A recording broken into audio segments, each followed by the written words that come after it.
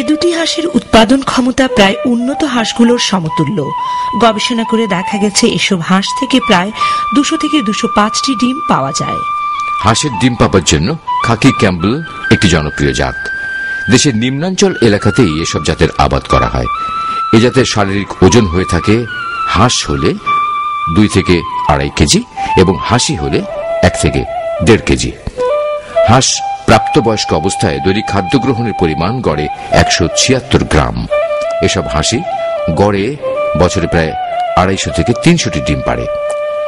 জিন্ডিং জাতের হাঁস ডিম উৎপাদনকারী জাতগুলোর মধ্যে অন্যতম।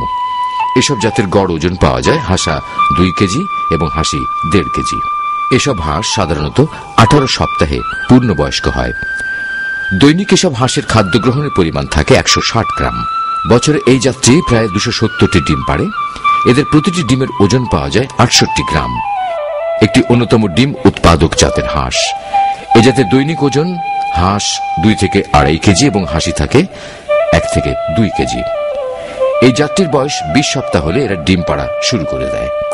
এই জাতের একটি হাঁস প্রায় 250 থেকে 300টি ডিম দেয়। এদের প্রতিটি ডিমের ওজন পাওয়া যায় প্রায় 66 গ্রাম।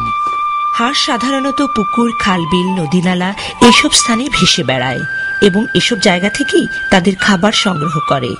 এই এলাকা থেকে খাদ্য সংগ্রহের উপরই তাদের উৎপাদন ও বৃদ্ধি নির্ভর করে। তবে অনেক হাঁস পালনকারী হাঁসকে চালের কুড়া, গম ও ভুট্টা ভাঙা এসবও খেতে হয়। দেখা গেছে হাঁসকে সুষম হারে খেতে দিলে হাঁসের ডিমের উৎপাদন বেশি হয়ে থাকে। বাড়ন্ত হাঁসের জন্য যাদের বয়স 7 থেকে 19 সপ্তাহ তাদের সুষম খাবার খাওয়ানো খুবই জরুরি। যে হারে বাড়ন্ত হাঁসকে সুষম খাবার খাওয়াতে হয় তা হল গম ভাঙা শতকরা 38 ভাগ, ভুট্টা ভাঙা শতকরা 18 ভাগ, চালের গুঁড়া শতকরা 17 ভাগ, সয়াবিন মিল শতকরা 23 ভাগ, আমিষ গোলানো শতকরা 2 ভাগ, ঝিনুক গুঁড়া শতকরা 2 ভাগ, ডিসিপি শতকরা 1.25 ভাগ, খনিজ মিশ্রিত ভিটামিন শতকরা 0.25 ভাগ, নাইসিন শতকরা 0.10 ভাগ, মিথিওনিন শতকরা 0.10 ভাগ এবং লবণ শতকরা 0.30 ভাগ। তবে হাঁসের বাচ্চা যার বয়স 6 সপ্তাহের কম তাদের যে হারে খাবার দিতে হয় তার শতকরা হার হল গম ভাঙা 36 ভাগ, ভুট্টা ভাঙা 18 ভাগ, চালের কুড়া 18 ভাগ, সয়াবিন মিল 18 ভাগ, আমিষ গোলানো 2 ভাগ, ঝিনুক চূর্ণ 2 ভাগ, ডিসিপি 1.25 ভাগ, খনিজ মিশ্রিত ভিটামিন 0.25 ভাগ, নাইসিন 0.10 ভাগ, মিথিওনিন 0.10 ভাগ এবং লবণ 0.30 ভাগ। হাঁসের খাবার তৈরির সময় জরুরি বিষয় হল যে সমস্ত খাদ্য উপাদান এজন্য ব্যবহার করা হবে সেগুলো রোগমুক্ত কিনা সেদিকের প্রতি সবারই লক্ষ্য রাখতে হবে। হাঁস কয়েকটি পদ্ধতিতে পালন করা যায়।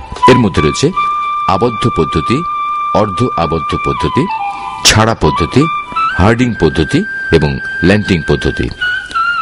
আবদ্ধ পদ্ধতিতে হাঁসকে পুরোপুরিভাবে ঘরের মধ্যে রেখে পালন করা হয়। এই অবস্থায় হাঁসকে বাইরে যেতে দেওয়া হয় না। এই পদ্ধতি 3 প্রকার, তা হল মেঝেতে হাঁস পালন, খাঁচায় হাঁস পালন এবং তারের জালের মেঝেতে হাঁস পালন। এই পদ্ধতিতে মেঝেতে লিটার দ্রব্য দিয়ে হাঁস রাখা হয়। মেঝেতে 4 ভাগের 1 ভাগ খাবার দেয়া হয় এবং বাকি অংশে হাঁস রাখা হয়।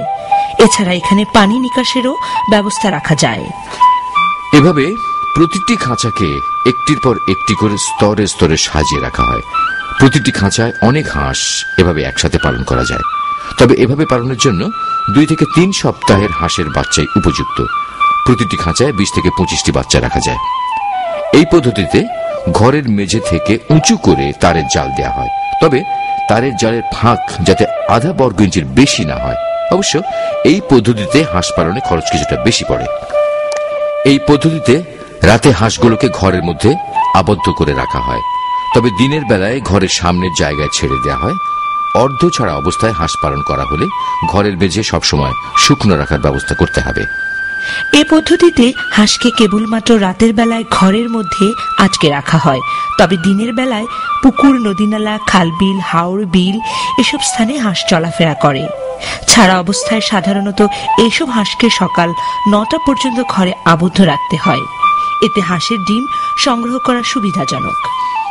এই পদ্ধতিতে বাড়ন্ত এবং পূর্ণবয়স্ক হাঁস একসাথে পালন করা যায়। যেসব জায়গায় প্রাকৃতিক খাবার আছে সেসব স্থানে এই হাঁসগুলোকে নিয়ে যাওয়া হয়। সারাদিন এসব স্থানে চড়ে বেড়ানোর পরে রাতের বেলায় হাঁসগুলোকে কোন একটি উঁচু জায়গায় নিয়ে যাওয়া হয়। এভাবে একজন লোক 100 থেকে 500টি হাঁস পালন করতে পারেন। হাঁস সাধারণত মুরগির তুলনায় বেশি খাবার খায়, এই জন্য হাঁস সম্পূর্ণ আবদ্ধ অথবা সম্পূর্ণ খাবার কিনে খাওয়াইলে অত লাভজনক হয় না হাঁস পালনের ক্ষেত্রে। যদি হাঁসের খাবার প্রাকৃতিকভাবে, অর্থাৎ হাঁসের খাবার যা খাবার খায় তার অর্ধেক খাবার যদি প্রাকৃতিকভাবে সংগ্রহ করা যায় বা মুক্ত জলাশয় থেকে খাবার সংগ্রহ করা যায় তাহলে হাঁস পালন লাভজনক হয়। ল্যান্ডিং পদ্ধতিতে দেশের বড় বড় বিল, হাওর বা জলাশয়গুলোর আশেপাশে ঘর তৈরি করে হাঁস পালন করা হয়। এসব হাঁসকে দিনের বেলায় বিল বা জলাশয়ে চড়ে বেড়ানোর জন্য ছেড়ে দেওয়া হয় এবং রাতের বেলায় ঘরে রেখে দেওয়া হয়। এ পদ্ধতিতে একসাথে 100 থেকে 200টি হাঁস পালন করা যায়।